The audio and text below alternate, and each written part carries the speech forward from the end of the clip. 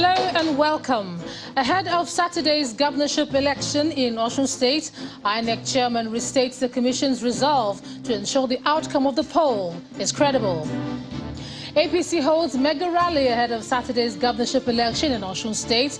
Presidential candidate of the party, Bola Tinubu, leads campaign for return of Governor Gboyega Oyetola. Lagos PDP strengthens its structure in the state as it eyes seat of government in Alausa. Also unveils Nollywood star Funke Akindele as its deputy governorship candidate. An elder statesman, Chief Edwin Clark, blows hot, says Nigerians should vote political party that will better their lot. Gives reasons for withdrawing support from the PDP and the APC. And on business news tonight, International Air Transport Association says Africa's aviation sector could lose about $700 million this year due to slow COVID-19 vaccinations.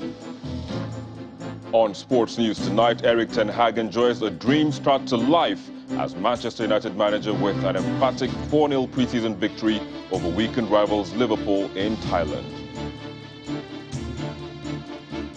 And from Abuja, residents of Okamban community in Calabar call for help after a landslide claimed the lives of 4 children in the area. And in international news from London, a US official says Iran plans to supply Russia with hundreds of drones for its war in Ukraine, some with combat capabilities. As the people of Osun State begin to count down to Saturday's governorship election, the Independent National Electoral Commission is restating its commitment to ensuring that the outcome of the poll reflects the wish of the people. And this is coming from the INEC chairman, Professor Mahmood Yakubu, who met with political parties and other stakeholders in Osogbo, the Osun State capital, today, to intimate them with the modalities for the election and ensure a credible exercise. The INEC chairman also frowned on the growing trend of vote buying to influence electoral outcomes. On election day, the national headquarters of INEC in Abuja will monitor the election throughout Osun State. Our Zoom situation room will be activated. We are working to ensure that accredited observers and the media are invited to join us at intervals to provide live reports from the field. At the same time, citizens can contact us on our various platforms, such as the toll-free INEC Citizens Contact Center telephone line, in addition to our Twitter, Facebook, and Instagram accounts. I cannot conclude my remarks without addressing a matter of serious concern to our elections. Here, I'm referring to sundry violations of our electoral law, including the diabolical practice of vote buying, in which voters are financially induced to vote one way or another. It is obvious that the more the Commission and other stakeholders work hard to progressively improve the quality of national elections in Nigeria, the more some retrogressive elements undermine the process.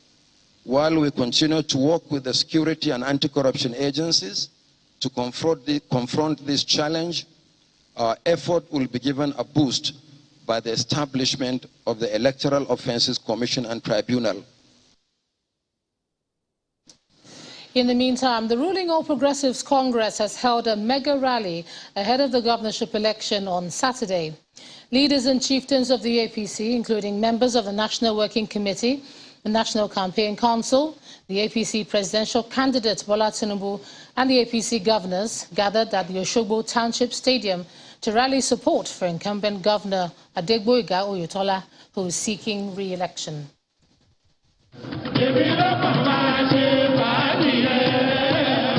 A chant of the symbol of the All Progressives Congress reverberates at the Osogbo Township Stadium, where top echelon of the party drum up support for Governor Gboyega Oyetola, who is seeking a second term in office. The crowd of supporters can't seem to hold back their excitement.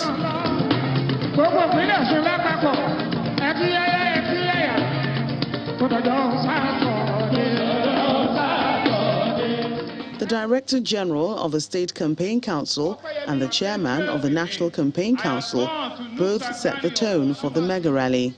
Today, you have been welcomed to celebration of excellence in governance. Governor Oyetola has indeed performed exceedingly very well. I have been on campaign trail with him. The party leadership believes that Governor Oyetola deserves to return because of what it considers an outstanding performance and service delivery to the people during his first term. We are here to not only give a testimony, but to appeal to you, the genuine, proper APC members of this state, to turn out en masse next Saturday. Those of us who have been here before, those of us who arrived yesterday, and indeed those who arrived today have heard about the numerous progress that have been recorded over the last 3.5 years. We have a governor who is economic, and we have a governor who is efficient with very meager resources. The venue of the Mega Rally further comes alive when the presidential candidate of the party mounts the podium to campaign for the party and Governor Oyetola's candidacy. Osun, the voting is now in your hand. Be very vigilant.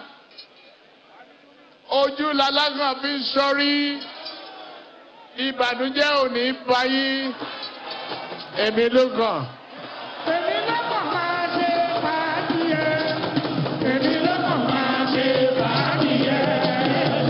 And the man of the moment, Governor Gboyega Oyetola, reels out his achievements since he assumed office. I believe within the 3.5 years, we'll be able to discharge our responsibility in the areas of your welfare. We've been paying salaries, full, as I went due. We've supported the workers in the area of welfare. We've implemented minimum wage. We've introduced Osun Health Insurance Scheme. He's also presented with the party's flag. As we wish Governor Oyetola another successful tenure. 4+4! It's a few days to the weekend when Osun State citizens are expected to go to the polls to elect who they believe will serve them well. And for the All Progressives Congress, that man is Governor Gboyega Oyetola. Staying with politics, popular Nollywood actress Funke Akindele has been unveiled as the running mate to the Lagos PDP governorship candidate Olajide Adediran. At the flag presentation ceremony in the Ikorodu local government area of the state, the Nollywood actress says the need to bring positive change to women, youths and children informed her acceptance of the choice. Top officials of the People's Democratic Party in Ikorodu local government welcomed the Lagos State governorship candidate of the People's Democratic Party, Olajide Adediran, popularly known as Jandor, to the palace of the Anyomure of Ikorodu. They then lead Mr. Adediran and the popular Nollywood actress Funke Akindele to the traditional ruler to receive royal blessings, although cameras were not allowed in. From the palace, party supporters take a walk to the venue of the declaration.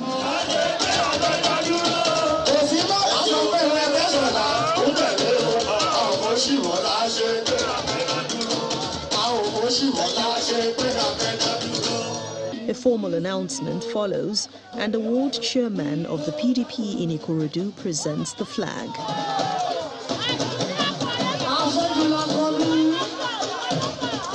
I want to present to us my deputy governor. Come 2023. And the PDP deputy governorship candidate promises to serve the people. I'm very passionate about the young people. I love to empower, to nurture talents. I love to give opportunity to women. I love children so much. I'll do anything to support the children. So now, getting this call from him is like a clarion call. But the most important thing is getting ready for a positive change. When all is done, The battleground now shifts to the election ground in 2023, where the electorate will decide who makes it to the State House in Alausa, Lagos. Meanwhile, elder statesman and national leader of the Pan-Niger Delta Forum, Chief Edwin Clark, has been explaining why he's withdrawing his support from the presidential candidate of the People's Democratic Party, Atiku Abubakar, as well as the presidential candidate of the All Progressives Congress, Asiwaju Bola Tinubu. Chief Clark, who addressed members of the Delta Central APC Leaders of Thought at his residence in Abuja, says he's greatly disappointed at the PDP for choosing a presidential candidate from the north, just as he's also against the decision of the APC to have a Muslim ticket. Chief Edwin Clark receives in audience members of the Delta Central APC Leaders of Thought at his residence in Abuja.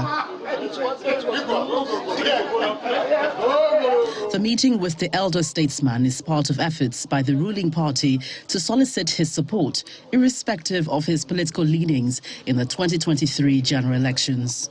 You and other leaders of Afenifere, other leaders of Ohanese Ndigbo, other leaders of Middle Belt Forum resolved that this is the time for Southern Nigeria to produce the next president of Federal Republic of Nigeria. Yes.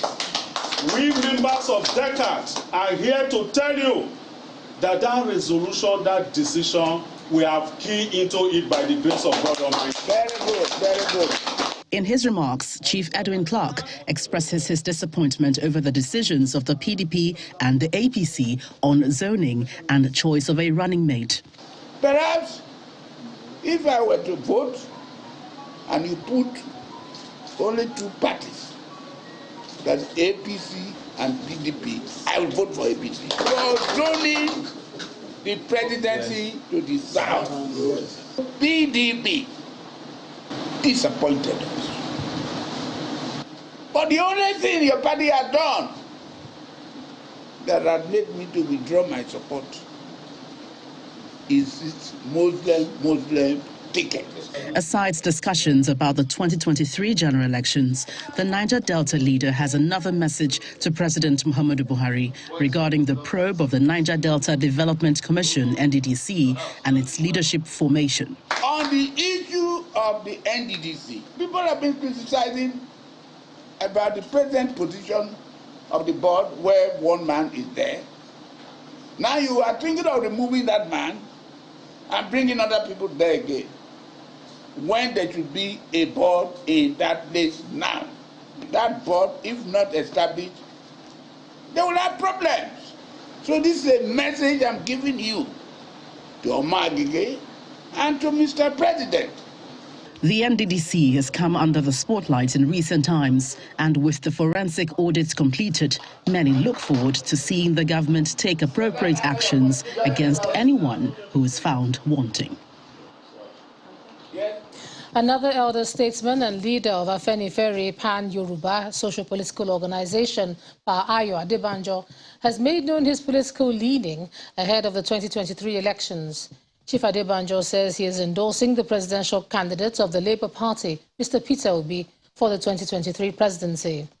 In a conversation with our political editor, Seun Okinbaloye, Chief Adebanjo explained that the decision to back the Labour Party is in line with his belief that the Southeast should produce the next president.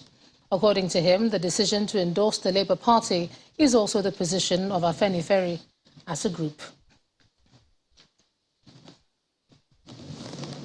In part two, after the break, we'll let you know how the father of one of the two school children who died in a school bus in Lagos last Friday is reacting. That's in a moment. Do join us again.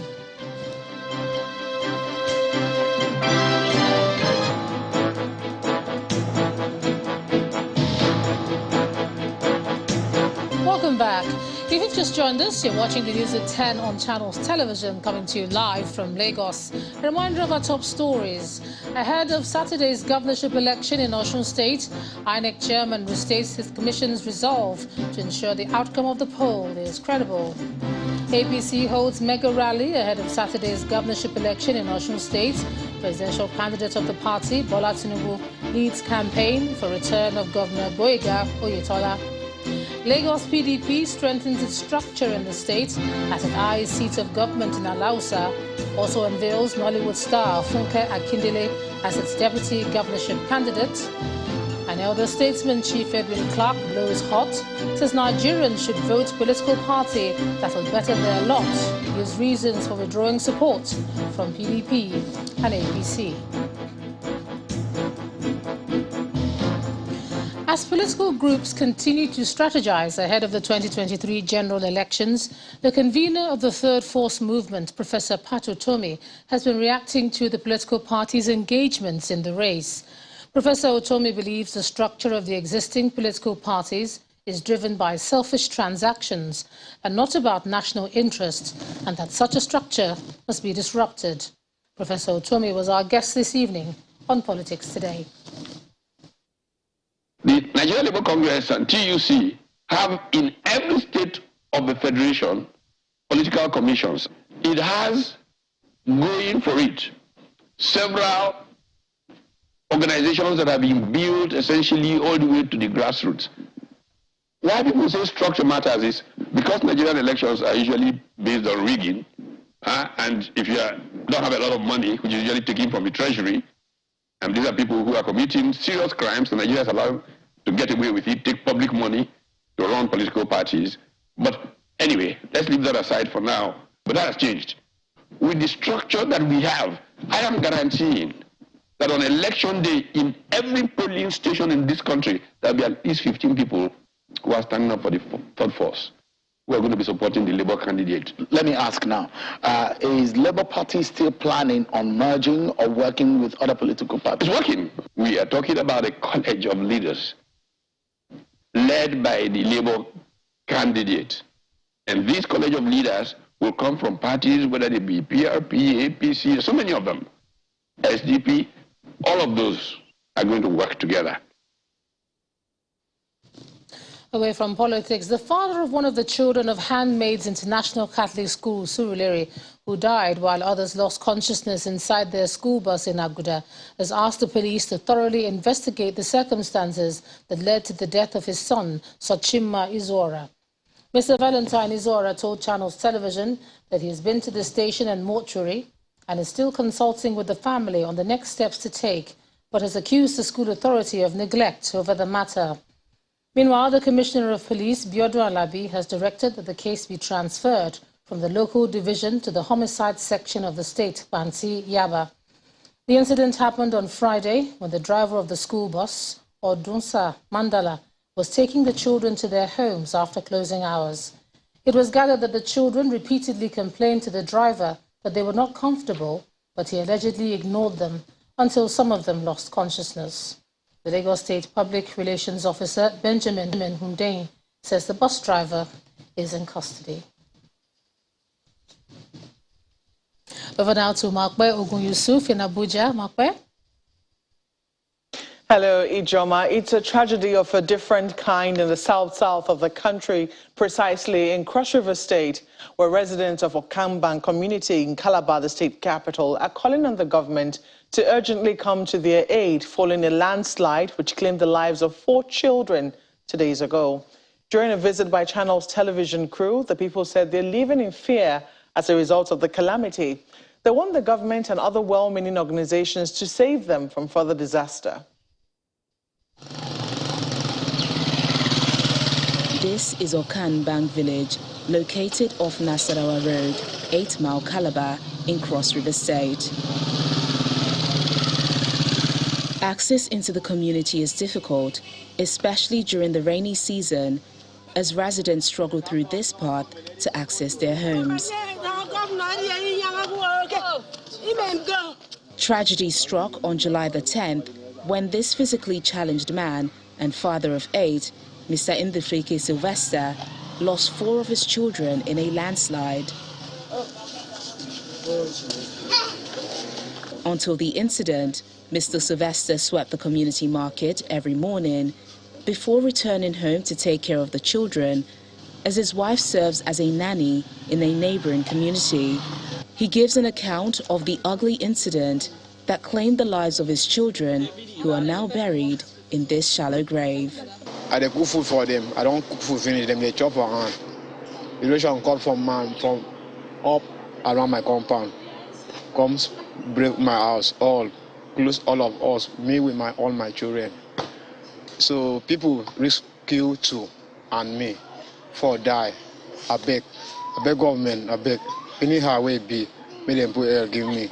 Mr. Okokon Abasi is the Good Samaritan who has provided the bereaved and now displaced man with a temporary shelter. He leads our crew to the site of the incident and narrates how it happened. There was 4 people inside, including the father and the 4 children. But we only succeeded to take only the father out from the house. The rest 4 has died. And the 2 children living alive, and the mother was not in the house. Residents now live in fear. They call on governments to intervene and save them from further calamity. All of us, we are in fear about this kind of problem. Please, I need government to come around to help, to put help. Even the boy that this thing happens to him, the leg of the boy is not good. We live in fear because day after day, there are some places bigger than here right now. So we don't know what to do. People's housings has been waste because of this same problem. The people are hoping that help as a matter of urgency will come their way and prevent a worse disaster from occurring in their community.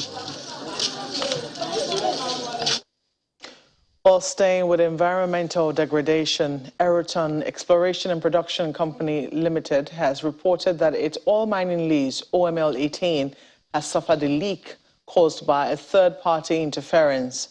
This latest incident occurred offshore at the company's Hawthorne Channel field well held 047. The company's head of external affairs and corporate communications, Mercy Max Ibabi, explains that the oil spill was observed on Sunday morning. It adds that the long string arm was shut in April 2020 owing to vandalism, and in July 2020 the short arm string was also shut in for the same reasons. The company says that in spite of the high pressure spill, the Aeroton emergency team has been working to resolve the situation as quickly as possible.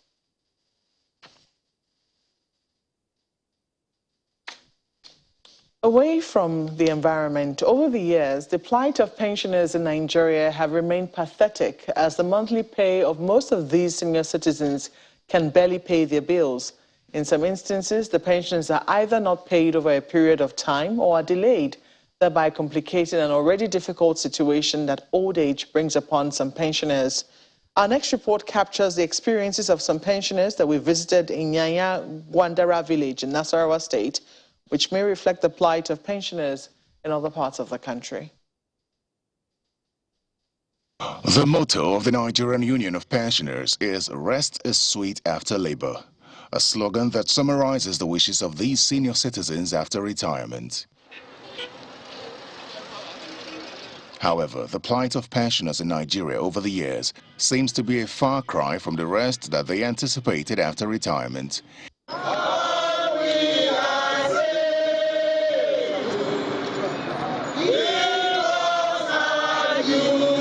In some instances, pensioners have protested both at the state and federal levels to draw the government's attention to their plights, but not much has changed. Nyanya Gwandara is a small community in Nasarawa State, a few kilometers to the Federal Capital Territory. Mr. Martins Irozuru and some other federal retirees reside in this community. He led us into this house where we met other pensioners who told their stories. Yes. And this one, you remember this picture when we went to... Yes. Mrs. Okwodwe Theresa retired in 2006 from the Federal Ministry of Information as head cleaner. The highest monthly pension she has ever collected is 25,000 naira, an amount she says cannot pay her bills. The other time, then come bring 25,000 for me. This last one, say then give me, then do waiting. I say okay. But this last one now, when they bring for me, then give me only whether 20,000. To say person that you know say that because this one I'm fed up. My children know they work. Nothing for me. Theresa's situation is not too different from that of Mr. Ekpe, a level 8 retiree after serving as a chief typist at the Federal Ministry of Finance. Now in his 70s, his 50,000 monthly pension is unable to feed him well, pay his electricity bills and care for his medicals. All my children are graduates. No one is working. No one has a good job that you would have said, oh, they will take care of you. That is why you could see me without light in my house. At times without food. Because before they decided to pay you, you are already owing debts. In order to improve their plight, some of the pensioners appeal to the government to harmonize their pensions and make provision for free Medicare for retirees. Increasing our money, taking us a bit high, that we can even though stand in a place that other people who are taking much than us can smile, even though you cannot look at them and say, oh, they have more money. But if they harmonize everything, this our salary, it will be better for we the pensioners. The legislation should be made for pensioners to have free medical treatment, free certain things that are basic to life. In the last 5 years, the federal government seems to be making efforts to improve the plight of its retirees. For instance, 48 billion naira was released in 2021 for the payment of accrued pension for retirees of Treasury-funded ministries, departments and agencies of the federal government. This is aside the payment of over 15 billion naira backlog of pensions from some defunct agencies, including the Nigeria Airways and the Nigeria Insurance Corporation. Notwithstanding, there seems to be an urgent need for the government, especially at the state level, to scale up their care for pensioners and give these senior citizens the rest that they most deserve after serving their country. Still ahead on the news at 10, International Air Transport Association says Africa's aviation sector could lose about $700 million this year alone owing to slow rate of COVID-19 vaccinations. That's some business news. Do join us again.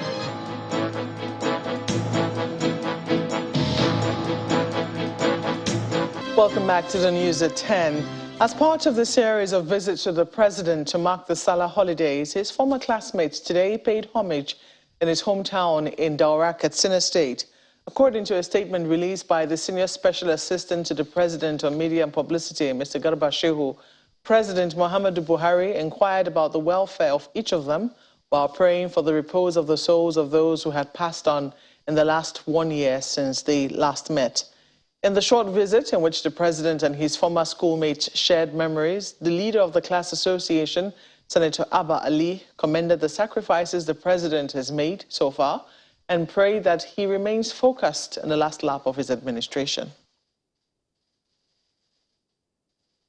And in the northeast of the country, the governor of Adamawa State, Umaru Fintiri, has commended the Nigerian police for their sustained efforts in maintaining law and order in the state.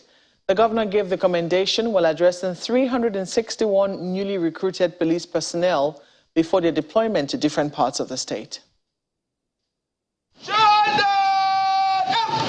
It is the end of a 6-month training program for newly recruited police personnel, as 361 of them who are indigenes of Adamawa State have been posted to the state command of the force awaiting deployment.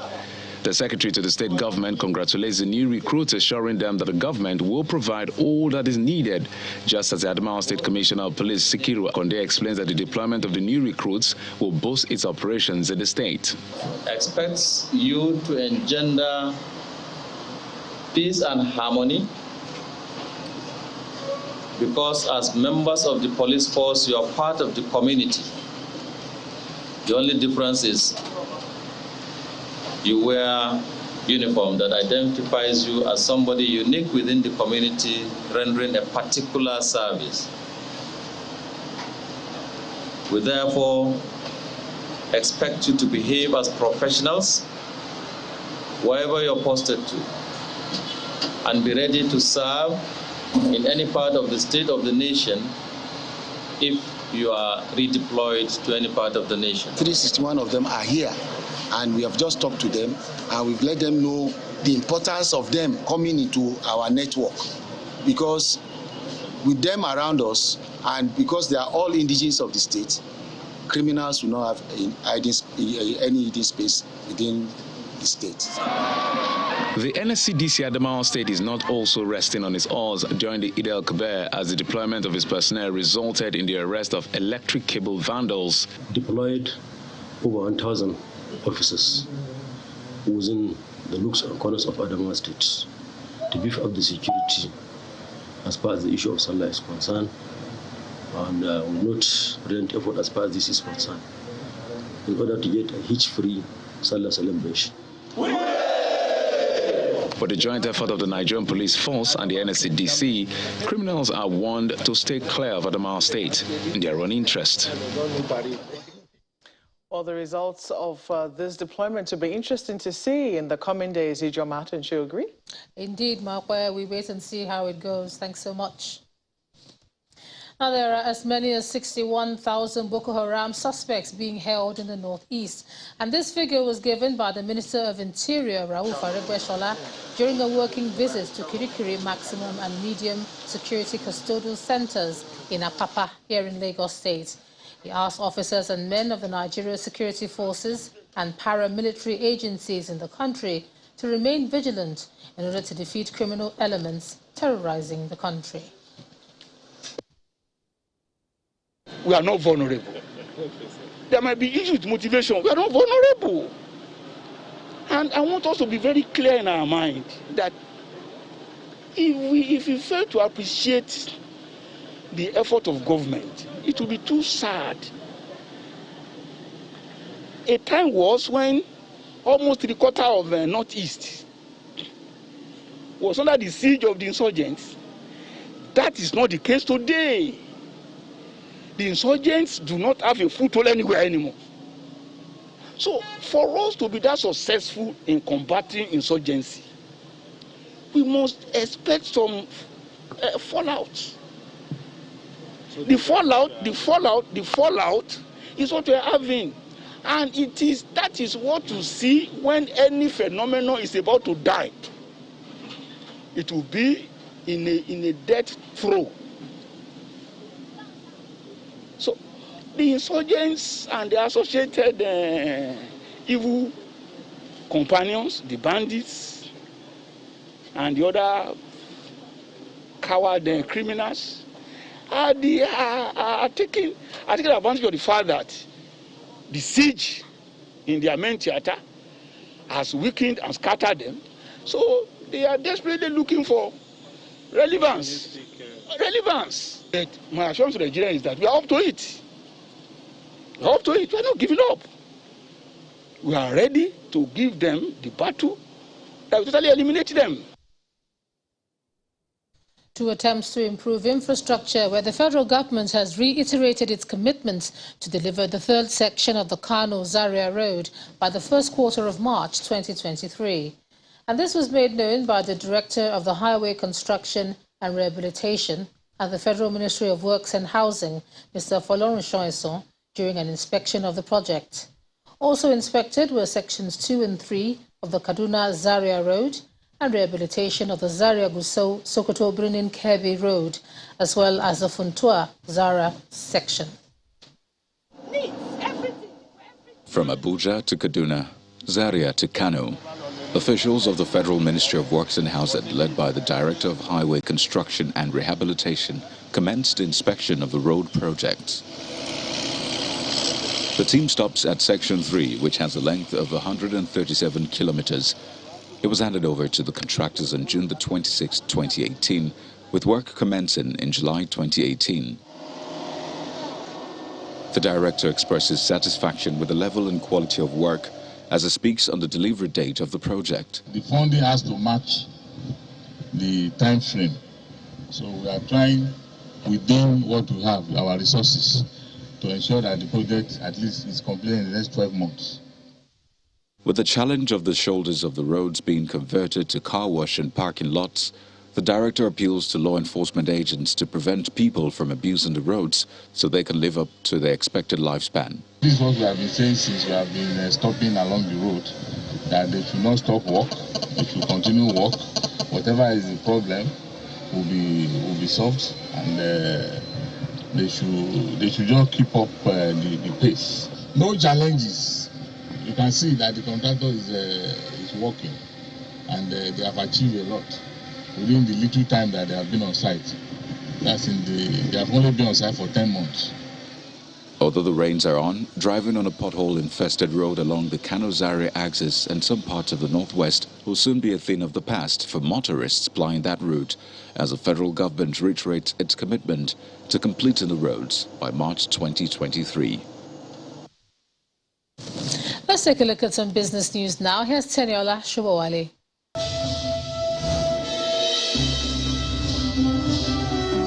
Thanks a lot, Ijoma. Welcome to Business News. Africa's aviation sector could post a net loss of $0.7 billion this year, up from $1.1 billion recorded in 2021 due to slow COVID-19 vaccination rates. This finding was made known today in a tweet by the International Air Transport Association. In a short video on its social media page, the 290-member global airlines body said lower vaccination rates has slowed Africa's air travel recovery, but hints that some catching up could happen this year. Meanwhile, a report released by the association last week mentions that Africa's aviation sector recorded a 134.9% rise in May revenue passenger traffic, while total international air traffic rose more than 83% as the number of routes exceeded pre-COVID-19 levels. Nigeria's oil production, including condensate, dropped to 1.4 million barrels per day in the first half of this year, and that's according to the Nigerian Upstream Petroleum Regulatory Commission. In its latest oil production status report, the NUPRC says the figure is a 14.3% year-on-year decline from the 1.6 million barrels per day level recorded same period last year, and about 400,000 barrels per day shortfall against the 1.88 barrels output benchmark in the 2022 budget. Meanwhile, energy analysts credit the underperformance to increased pipeline vandalism, oil theft and illegal refining in the Niger Delta. The Federal Inland Revenue Service and the Joint Tax Board say they will immediately commence a full-scale enforcement exercise of the Voluntary Assets and Income Declaration Scheme set up by the federal government. In a statement released today, both tax bodies stated that a full-scale enforcement exercise, including persecution, is to commence immediately on defaulting taxpayers who did not take advantage of the scheme. The Voluntary Assets and Income Declaration Scheme is a government initiative which provided an opportunity for taxpayers who are in default of tax liabilities to voluntarily declare their assets and income and pay taxes due on them, and in return obtain amnesty from persecution, among other benefits, for a 12-month period from July the 1st, 2017. The chairman of Bois Group, Abdul Samad Rabiu, has been reappointed as the president of the France-Nigeria Business Council by French President Emmanuel Macron. This was announced at the July 2022 meeting of the council held in Paris. The council, which was inaugurated last year, brings together the top businesses in Nigeria and France to improve business relations while ensuring routine cooperation on economic benefits between both countries. Meanwhile, President Muhammadu Buhari has congratulated the chairman of Bois Group on his reappointment as president of the Nigeria-France Business Council. And to reset the Nigerian economy and ensure an accelerated recovery, the Center for the Promotion of Private Enterprises proposes a political dispensation that would guarantee the appointment of technocrats to give an appropriate policy direction in all aspects of economic management. According to the Chief Executive Officer of the CPPE, Mr. Muda Yusuf, these would include trade, fiscal, foreign exchange, monetary, tax and investment policies. Mr. Yusuf explained that the quality of economic management will be greatly enriched by this approach, as well as a framework for effective feedback on the effectiveness of government policies anchored on robust engagement of stakeholders in the economy. And that's business news tonight. It's back to Ijoma for the rest of the news at 10. Thanks a lot, Teniola. Sri Lanka's President Gotabaya Rajapaksa has fled the country following mass protests over the island's economic crisis. The president had been in hiding after crowds stormed his palace on Saturday. Protesters had demanded the president and his prime minister resign or face much bigger demonstrations. Here's Simon Pusey with Around the World in 5. Good evening and welcome to the Channel Studios here in London with your international news around the world in 5. A US official has said Iran plans to supply Russia with potentially hundreds of drones for its war in Ukraine, some with combat capabilities. Thank you, Corinne, and thanks everybody. White House National Security Advisor Jake Sullivan said that information received by the US suggested Iran was preparing to train Russian forces to use the drones. He added that it was unclear whether Iran had delivered them yet. Drones have played an integral part in the war for both Ukraine and Russia. Our information indicates that the Iranian government is preparing to provide Russia with up to several hundred UAVs, including weapons-capable UAVs, on an expedited timeline. Huge crowds have lined the streets of Tokyo to pay their last respects to the ex-Japanese Prime Minister Shinzo Abe, who was assassinated last week. A hearse carried Abe's body through the capital and past landmarks to the funeral hall, where he was then cremated. Across Tokyo, flags flew at half-mast, and outside the temple, a long line of mourners stretched over 2 blocks, many carrying bouquets. A private funeral had been held earlier at the Zojo Temple. Among those present, the South Korean President Yoon Suk-yeol. The 67-year-old was shot dead on Friday while speaking at a campaign event in the southern city of Nara. A new investigation claims that UK Special Air Service operatives in Afghanistan repeatedly killed detainees and unarmed men in suspicious circumstances. Newly obtained military reports suggest that one unit may have unlawfully killed 54 people in one 6-month tour. It's after a report detailed hundreds of pages of SAS operational accounts, including accounts covering more than a dozen kill or capture raids carried out by one SAS squadron in Helmand in 2010 to 2011. Individuals who served with the SAS squadron on that deployment say they witnessed the SAS operatives kill unarmed people during night raids. More Sri Lankans were seen at the President's house and Secretariat, sitting on sofas and on the lawn. People even formed an orderly queue in order to take a tour of the residence, while security stood by, keeping a watchful eye on the crowds, but made no attempt to intervene. Leaders of the protest movement have said the crowds will occupy the residences of the President and Prime Minister in Colombo until they finally quit office. Over the weekend, at the President's house, protesters jumped into the swimming pool, lounged on a 4-poster bed and jostled for turns on a treadmill. It's been revealed that the multiple Olympic and world champion Mo Farah was brought to Britain from Djibouti at the age of 9 and forced to do housework and childcare in exchange for food. The 39-year-old Briton, who was born in Somalia, added his name had been changed to Mohamed Farah from Hussein Abdi Kahin in the fake travel documents used to fly him to Britain by a woman he had never met. Once he arrived in the UK, the woman took him to her home and tore apart a paper with the contact details of his relatives. Her family did not allow him to go to school until the age of 12. It wasn't until his PE teacher found out and contacted social services that he was given a foster family in the Somali community. Authorities are struggling to clear floodwaters a day after torrential rains caused widespread flooding and damage in Pakistan's financial capital, Karachi. Moderate to heavy showers over the past week have flooded parts of the city, with water entering homes and shops in low-lying areas. One death has been confirmed in the latest spell of monsoon rains, adding to the 29 reported since they began last month. And finally, NASA has released an image of far-flung galaxies as they were 13 billion years ago, the first glimpse from the most powerful telescope ever launched into space. The small slice of the universe has been captured in sharp detail by the James Webb Space Telescope, showing the light from many different twinkling galaxies, among the oldest in the universe. The release of the image is a preview of a series of high-resolution colour pictures, including the deepest image of our universe that has ever been taken.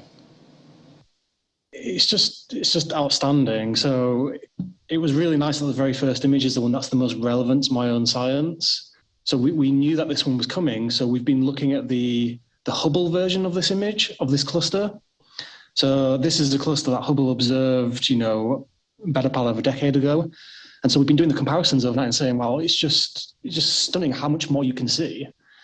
And less time it was observed for, but you can see so much more detail. You can see objects 2 or 3 times as many objects compared to the Hubble imaging. So we just want to, we actually want to download the real kind of raw data and start playing around with it.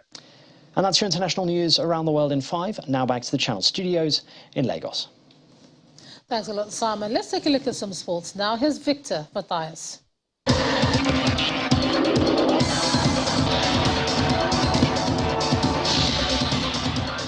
Thank you, Joma. Welcome to Sports News.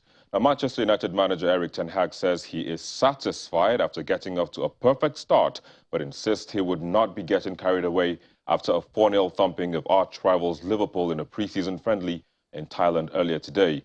United started strongly against an unfamiliar Liverpool lineup, cruising to a 3-0 halftime lead through goals from Jadon Sancho, Fred and Anthony Martial at Bangkok's Raja Mangala Stadium. Despite being without the unsettled Cristiano Ronaldo, who missed the trip for family reasons, both managers have made wholesale substitutions throughout the 90 minutes, and Jurgen Klopp's stronger second-half lineup dominated possession before Facundo Pellistri grabbed United's fourth on the break 14 minutes from time. The former England and Manchester United star Wayne Rooney has been named as the new head coach of DC United and tasked with reviving the moribund Major League Soccer team. It was a reunion for the 36-year-old British icon who played for DC United from July 2018 to October 2019, scoring 25 goals in 52 matches before leaving to serve as a player and coach at England's Derby County. Rooney signed as coach of Derby County last month after the team's relegation to League One, England's third tier, opening the door to his MLS return. And the Nigerian Cycling Federation of Nigeria says it is set to host the Africa Track Cycling Championship, which will hold at the Moshood Abiola National Stadium Velodrome in Abuja from July the 14th to the 17th. Cyclists from Morocco, Egypt, South Africa, Burundi, Ghana, Guinea, Burkina Faso, Algeria, Benin Republic, Togo, Cote d'Ivoire and Tunisia are already in the country. The president of the federation, Mr. Gayan Domenico Massari, says the federation is hosting to win to further boost its standings on the world stage. And that's a wrap on Sports News. Thank you for watching. I'm Victor Matthias. It's back to Ijoma with the wrap.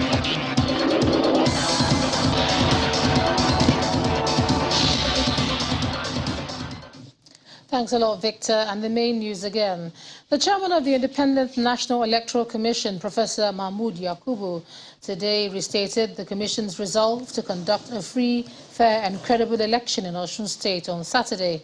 Professor Yakubu gave the assurance during a meeting with political parties and other stakeholders in Osogbo, the state capital. And that's the news at 10 tonight. Thanks so much for staying with us. I'm Ijoma Onyato, live.